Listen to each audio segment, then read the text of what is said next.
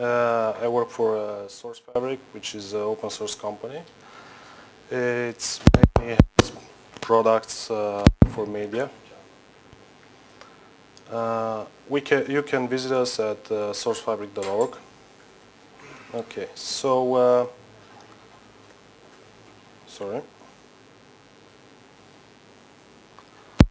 Why did we start creating this framework?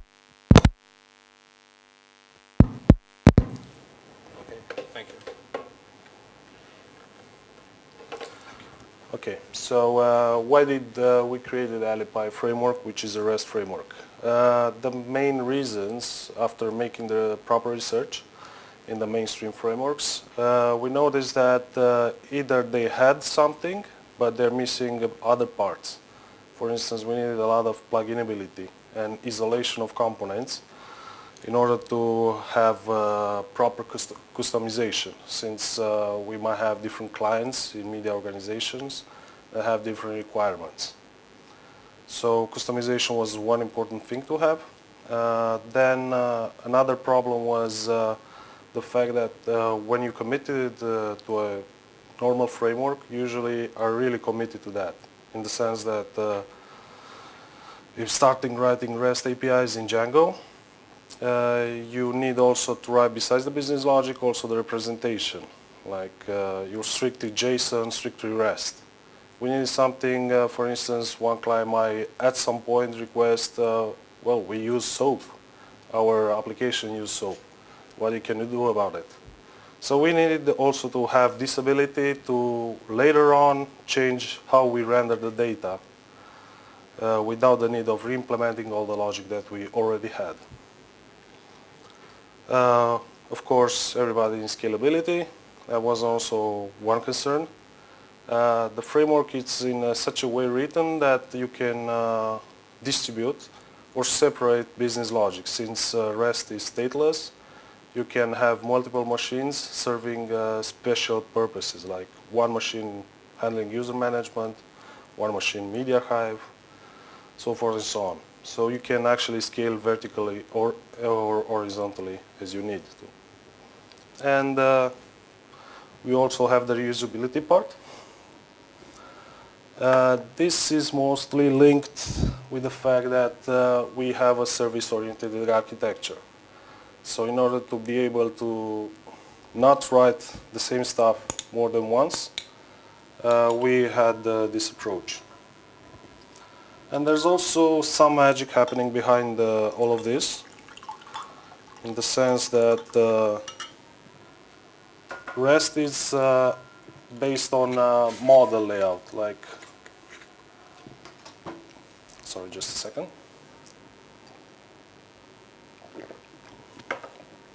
So REST is something like you have a user model, then appended to it other resources that you can later on investigate. I don't know if I think everybody's kind of familiar with the RESTful concept. So in order to have this, but also write a service-oriented architecture, which is much friendly and much easier to customize and change later on, we have some magic happening behind that, which transforms from a service-oriented architecture to a model, RESTful model layout. Okay. The Ali framework is basically a component, the main component. It provides dependency injection. So in order to use all the services that you implement or all the required components, we have a special package where you declare all your setup functions. It's somehow inspired based on Spring, but it's not using XML, it's pure Python, and it's much more powerful, since it allows more than just setup. It also allows for distribution control. Allows you to check if one component or plugin is present, then act upon it, or make the necessary updates based on your new version of plugin or component. Dependency injection has one flaw. It's the fact that you need to write a lot of setup files in order to configure your code. And in order to avoid this, we also adapted some ideas from Spring, which is aspect-oriented programming. I don't know are you familiar with dependency injection and aspect-oriented programming? A dependency injection is something like, in order to avoid patterns like singleton or factory, where you're actually searching for your resource, like one service using another service. In order to avoid such a location of service, we have the dependency injection. You just define a class attribute saying that I'm the user service and I require the user type service in order to properly work. So somebody needs to provide me that implementation for the user type service. It's not like I'm going to search it in some factory or repository. And as I said, this leads up to setup functions, a lot of setup functions. And 90% of the case, you just have the same thing repeating over and over. So in order to apply this batch setups, we use aspect-oriented programming, where you just say, okay, all the classes that are found in user management, for instance, API, just load them and consider them as the API and publish them. And the implementation are found in this package. So you're kind of using conventions for the names. For instance, for Alchemy, we use something like request service Alchemy at the end. And then we just say everything that's with Alchemy needs to have a session wrap for SQL Alchemy. Also, other nice abilities that the framework provides is extracting configuration. So you don't need to actually put your general configuration in a file and read them from there. You just say, I have this configuration, it's a default, and the container actually knows to extract that configuration and place it in a property file for you. There's also the distribution management, as I said, provides version control and plugin management. The components, so the application is made very flexible. So as I said, the Ali framework is actually the base component, but it also manages the other components from the distribution. By distribution, I mean you can have an application, just have several components and plugins, depending on the case, and that application behaves in a certain way. When you actually remove a component, you might get different behavior because now you don't have users, just user type, and this kind of behaviors. So also manages the components. What's the architecture behind this? So we don't use REST as a side dish for our application. We actually use REST as the main backend service. And we have JavaScript client that uses REST. Now it's rewritten for AngularJS. And the request comes from the JavaScript client and goes through several proxies in order to provide functionality that's usually associated with a web application.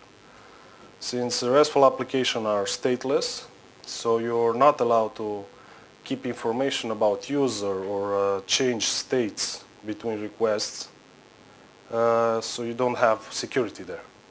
We cannot have security. It's a bad design pattern.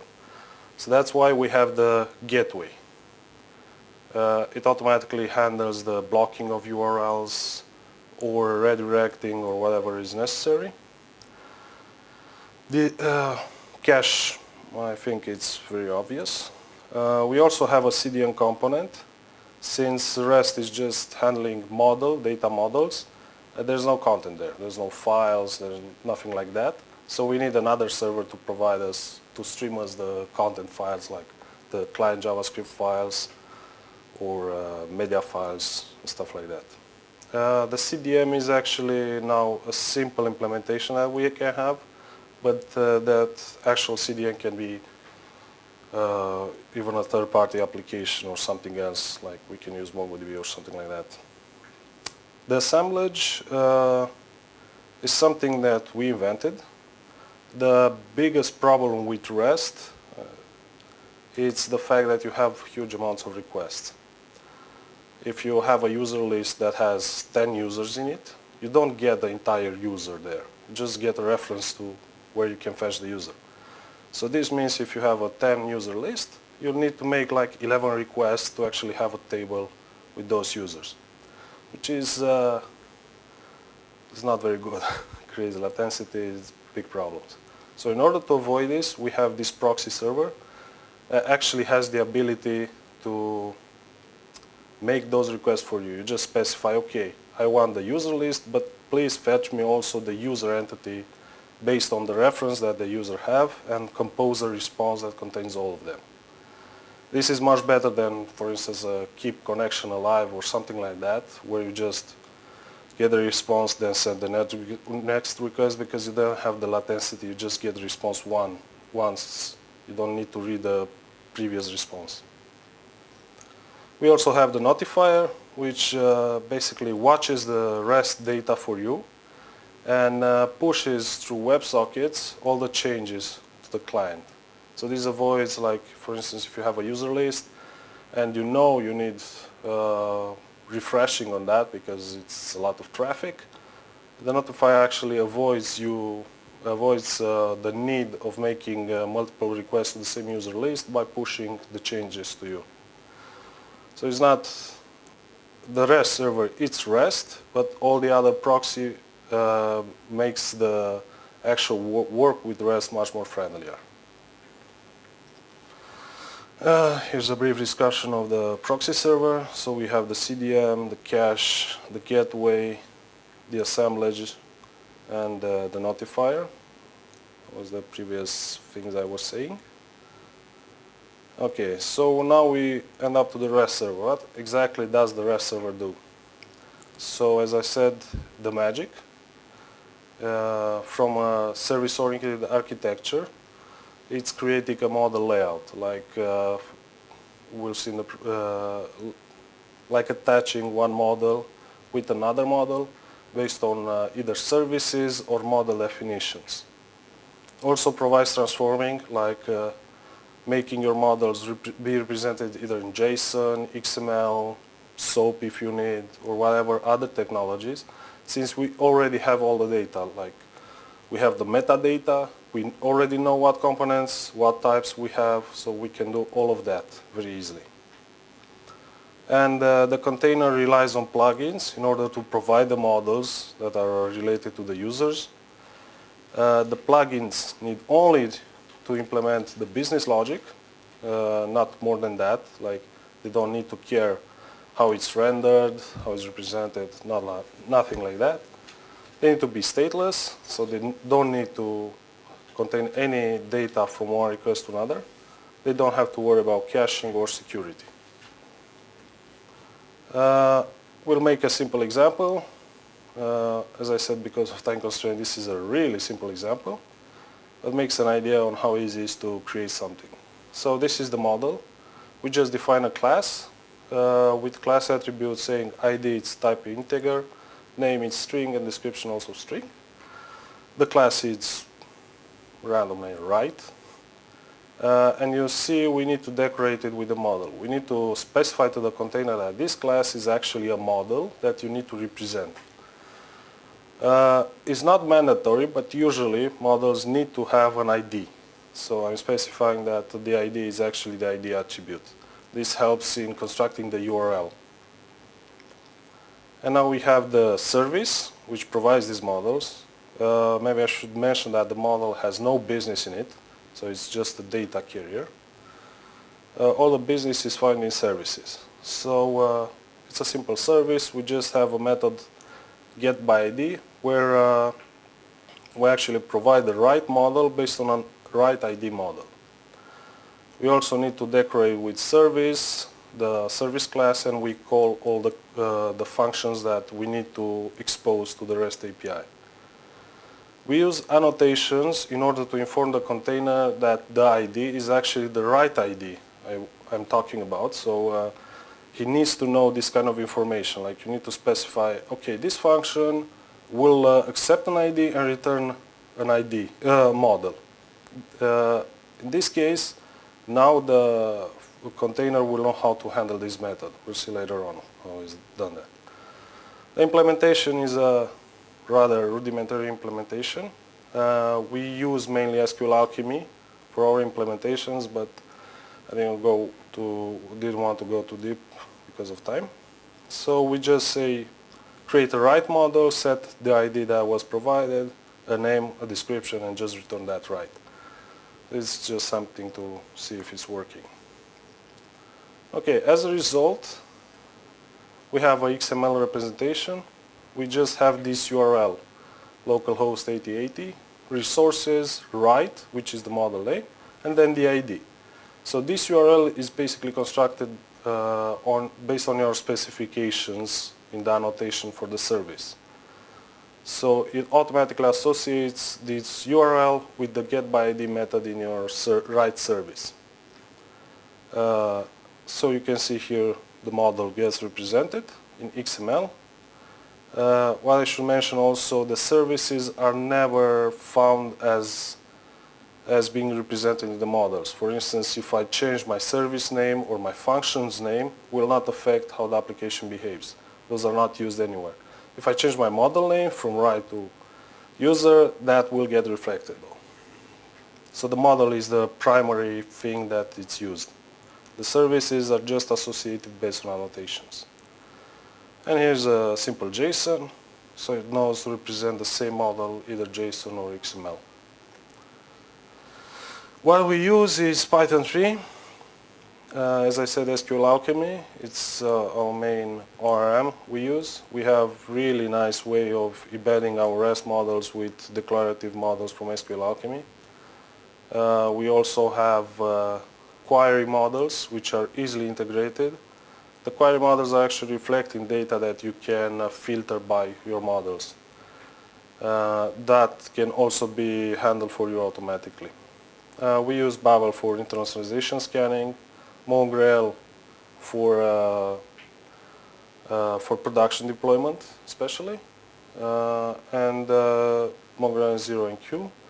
I should mention that the server is also not binded, so we have like 3 types of servers now: a basic one for development, asynchronous one also used in development, and Mongrel for production. And optionally, we use also Solr for our media archive plugins. Thank you very much. Any questions?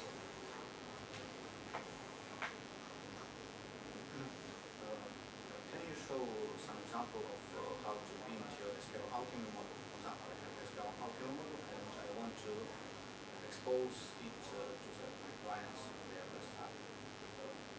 Is there some helpers, or I should break all these interfaces and limitations? There are some constraints. Can you repeat the question for answer? For the record. For the record. Okay, so you're actually interested how you can bind REST models to already existing SQL Alchemy meta declarative classes. There's some constraint on the model by convention, but it can be changed. But by convention, everything starts with an uppercase, for instance, and this might create a problem. But as a mapping, I can show you how it's done. It's basically you just create a declarative class, inherit the REST model, or create one previously of that. Okay. Okay. There's a lot of code. The application is quite big. It has like 90,000 lines, I think, something like that. So this is an example on how the right is mapped. If you only listen to me. Okay, so I have the right model. I just create the right map, which extends the base for the declarative SQL Alchemy. I just associate a table, create the unique constraints, whatever is needed, and then I just simply override the same ID by saying column ID, create actually a column for that type. So if you go in reverse, you can actually, based on this, create different create another model for the rest and just reflect this ID type, name and description. We can actually also directly create models on directly from these types, since we already have the information about it's an integer type or string type or whatever. So yeah, you can also move existing meta-declarative class and expose them to REST. The only things, the models are only having as data primitive data or relations with other models. So you cannot inject, for instance, if write, like you see here, type. It's just the ID of the write type that's associated with that write. It's not the entire model. So this is one constraint. And the framework actually, when renders the write, it just provides you with the reference where you can get the actual write type. So, hope this Do you have helps. another question? We have 2 minutes, please. Is it possible to use Rackspace or Zero Solution? I haven't tried that. So, Sorry, question. so it's possible to use Rackspace for the application. I'm not able to answer that since it never came up. Do you host your solution yourself or do you Momentarily, I think we host the solutions ourselves, yeah. But theoretically, if you have Python 3.2, since everything is pure Python, except some libraries, it should work wherever you have Python 3. So the application is pure Python. I think we don't have time for another question, so thank you. Okay, thank you.